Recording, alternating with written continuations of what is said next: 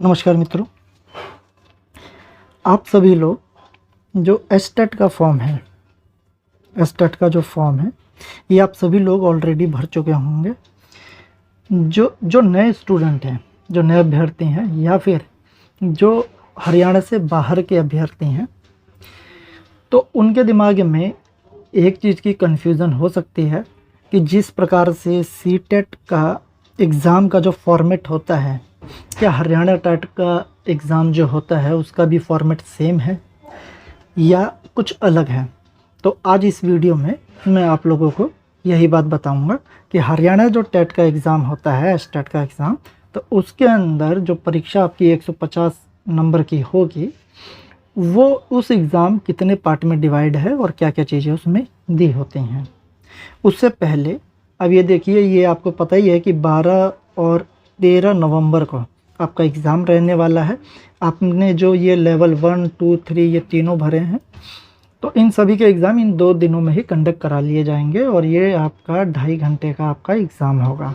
और जो आपका एग्ज़ाम होगा, इसकी जो लैंग्वेज होगी वो जाहिर सी बात है हिंदी और इंग्लिश दोनों में आएगा ये पेपर। और आपका जो ये हरियाणा टेट का जो ये सर्टिफिकेट है, इसकी जो वैलिडिटी है, ये वैलिडिटी केवल 7 साल रखी गई है। जबकि आपको पता है कि सी टेट है या दूसरे टेट के एग्ज़ाम है, जैसे अभी रीट का एग्ज़ाम रिज़ल्ट आया था, तो इन सभी की जो वैलिडिटी है वो लाइफ टाइम कर दी गई है, यानी लाइफ टाइम वैलिडिटी की गई है इन सब की। लेकिन यहाँ पर क्या है, केवल 7 वर्ष रखे गए हैं। इसके अलावा जो एग्ज़ाम का जो मोड है वो किस प्रकार का रहेगा, तो वो पेन पेपर बेस्ड रहेगा। OMR शीट होगी आपके पास, जिसमें आपको आंसर टिक करने होंगे। यानी कि कुल मिलाकर के जो आपका ऑनलाइन जो एग्ज़ाम है वो नहीं रहने वाला, जो कंप्यूटर पे लिया जाता है वो नहीं रहेगा, पेन पेपर के थ्रू रहेगा। साथ में एक बात और बता दूं कि जब एस्टेट का एग्ज़ाम आप क्लियर कर लेते हैं और वैकेंसी निकलती है, जैसे आज ही जो आपका जो TGT की वैकेंसी है कितनी, तो वो है आपकी 7,471 पोस्ट के लिए निकाल दी गई है। आज से उसके फॉर्म भी भरे जाने स्टार्ट हो गए हैं। तो ये एग्ज़ाम है, चाहे PGT के एग्ज़ाम निकलेंगे, तो इसमें क्या है, पहले सी टेट वैलिड होता था, लेकिन अब केवल जो एस टेट के जिन्होंने एग्ज़ाम क्लियर किया है, या हरियाणा में जो एस टेट होता था, स्टेट एलिजिबिलिटी टेस्ट या स्कूल एलिजिबिलिटी टेस्ट जैसे बोलते हैं, तो उसके आधार पर आप फॉर्म भर सकते हैं। लेकिन सी टेट आपका वैलिड अब नहीं रहेगा वहाँ पर फॉर्म भरने के लिए, इसलिए एस टेट का एग्ज़ाम आपको क्लियर करना ज़रूरी है।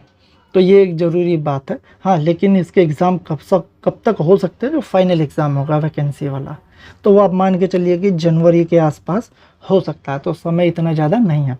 PGT में कितनी वैकेंसी निकल सकती है, तो वो 4,500 के आसपास निकल सकती है। फ़िलहाल जो निकल के बात आई है वो है 4,476 के आसपास पोस्ट होंगे टोटल मिला करके। अब हम बात कर लेते हैं कि ये जो एग्ज़ाम है, इसमें एग्ज़ाम का पैटर्न किस प्रकार का रहता है।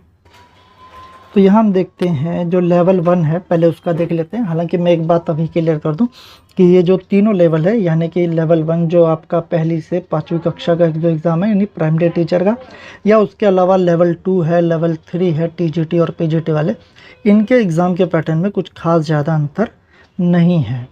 तो लगभग एक जैसा ही पैटर्न है। फिर भी हम एक बार चेक कर लेंगे। तो आपको पता है कि ये प्रत्येक क्वेश्चन जो होगा, जो 150 से जो आपके प्रश्न आएंगे, प्रत्येक क्वेश्चन 1 मार्क्स का होगा और इसमें नेगेटिव मार्किंग नहीं होगी। तो देखते हैं आपका PRT वाला जो है लेवल 1, उसका पैटर्न किस प्रकार का रहेगा। तो देखिए, 150 आपके प्रश्न होंगे, 2.5 घंटे का आपके पास समय होगा और ये 5 भागों में डिवाइड होगा पेपर। सभी भाग जो हैं वो 30-30 प्रश्न होंगे और सभी प्रश्न 1-1 नंबर का होगा, यानी टोटल मिलाकर के आपके 150 अंक होंगे। तो पहला जो पार्ट है वो वही है common, child development and pedagogy. तो ये आपका पहला पार्ट है। दूसरा जो है, यहाँ पर जो चेंज है, अगर आप सी टेट या दूसरे टेट के एग्ज़ाम के हिसाब से कंपैरिजन करें, कि लैंग्वेज जो है वो हिंदी और इंग्लिश दोनों ही इसमें दिए गए हैं।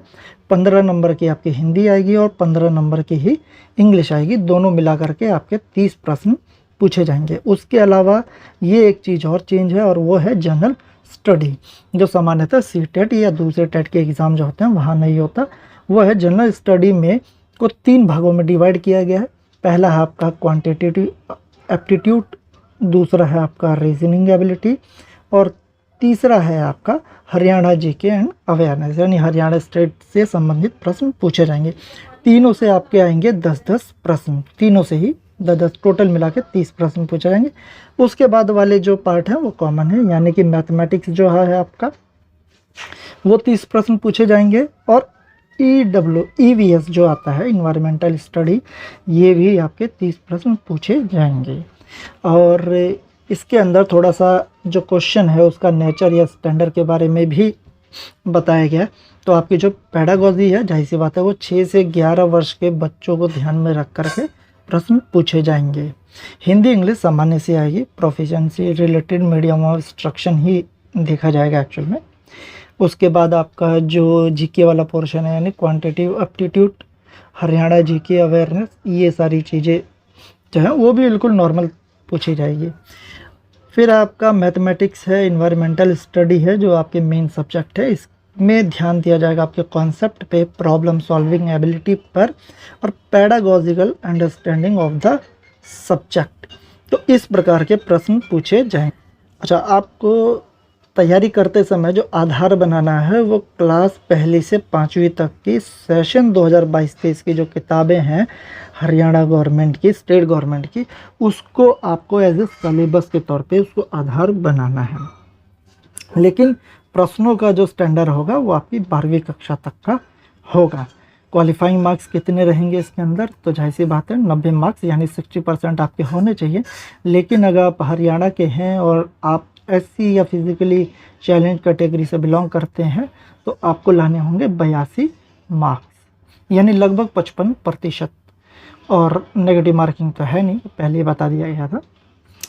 उसी प्रकार से सेम है आपका, देखिए थोड़ा सा चेंज है बस, वो है लेवल 2, यानी कि आपका टीजेटी। सबसे ज़्यादा फॉर्म यही भरे गए हैं, तो क्लास 6 से लेकर के और 8 तक। लेकिन इसमें मैं आपको आगे बताऊंगा, ये नाम के लिए 8th है, लेकिन जो इसका एक्चुअली में सलेबस आप मान के चलेंगे, जो हरियाणा स्टेट की बुक्स हैं, तो वो आपका 6 to 10 कक्षा है।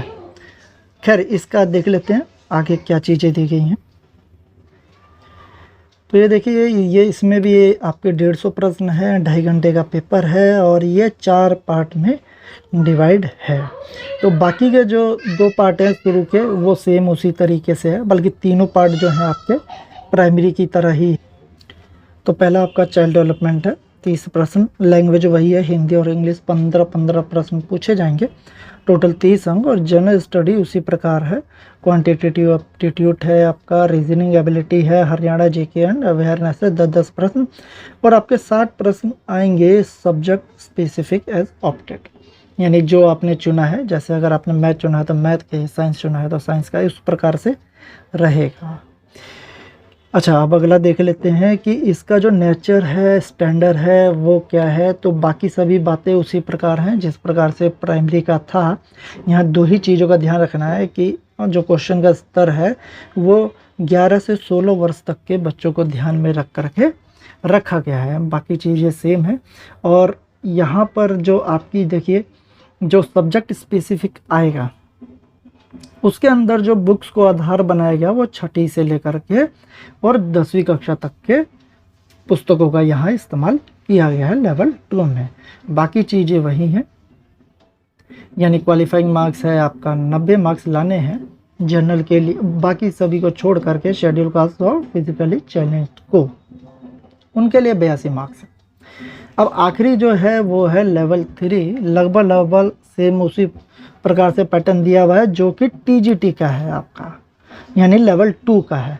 तो आप देख लीजिए, इसमें भी 150 प्रश्न है, 2.5 घंटे का पेपर है और 4 पार्ट में ये डिवाइड है। पहला चाइल्ड डेवलपमेंट वाला है, पेडागॉजी वाला, दूसरा लैंग्वेज है, हिंदी और इंग्लिश, 15-15 प्रश्न। और जनरल स्टडी में भी वही तीनों पार्ट आएंगे और सब्जेक्ट स्पेसिफिक के आपसे पूछे जाएंगे 60 प्रश्न, यानी टोटल 150 प्रश्न। और इसमें जो नेचर या स्टैंडर्ड रहेगा क्वेश्चंस का, तो उसमें जो आधार माना गया है बच्चों को वो है 14 से 17 वर्ष तक के बच्चे, यानी विद्यार्थी, तो उनको माना गया है। उसके अलावा आपका जो सब्जेक्ट स्पेसिफिक है, तो सब्जेक्ट जो स्पेसिफिक है उसके अंदर जो पुस्तकों का आधार माना गया है वो है 9वीं से 12वीं, यानी आपकी टीजीटी में भी 9वीं 10वीं शामिल है, और आपका जो लेवल 3 यानी पीजीटी है उसमें भी आपका 9th और 10th दोनों शामिल है। यानी उनके लिए थोड़ा सा फ़ायदा है जिन्होंने आपका टीजीटी और पीजीटी दोनों ही पेपर भरे हैं, थोड़ा सा कह सकते हैं फ़ायदा रहेगा। और इसमें आपके 90 मार्क्स आने चाहिए। केवल शेड्यूल कास्ट और फिजिकली चैलेंज जो कैटेगरी है उनके लिए आपके 82 मार्क्स मांगे गए हैं कि इतने पे क्वालिफाई कर जाएंगे आप, नेगेटिव मार्किंग तो है नहीं।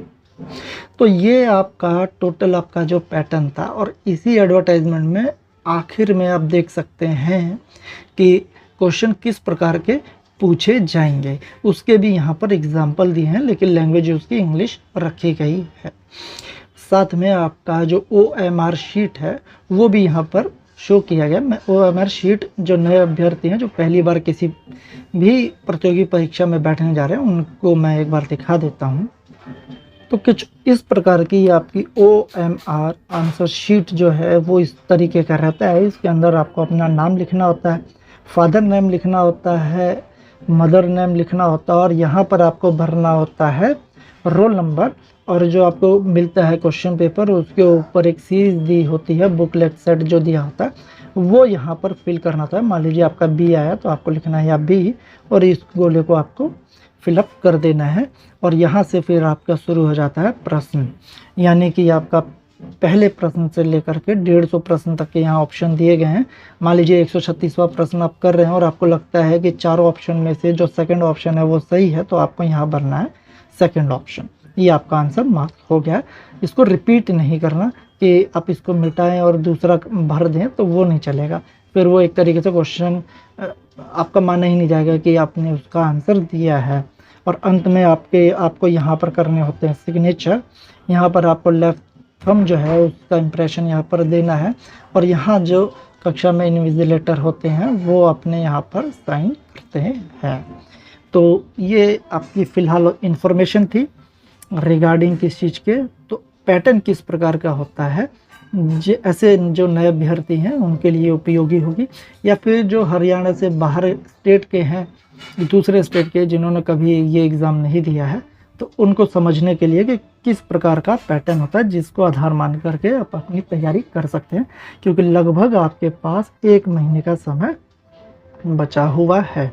इसके बाद मैं आपके लिए दूसरी वीडियो हो सकता है आज ही बना करके मैं अपलोड कर दूं, और वो है आपका जो टीजीटी की जो वैकेंसी निकली है, जो मैंने बताया था आपको 7400 जो आपके 71 हैं, 471 जो वैकेंसी है उसकी मैं वीडियो भी बना करके अपलोड कर दूंगा। धन्यवाद।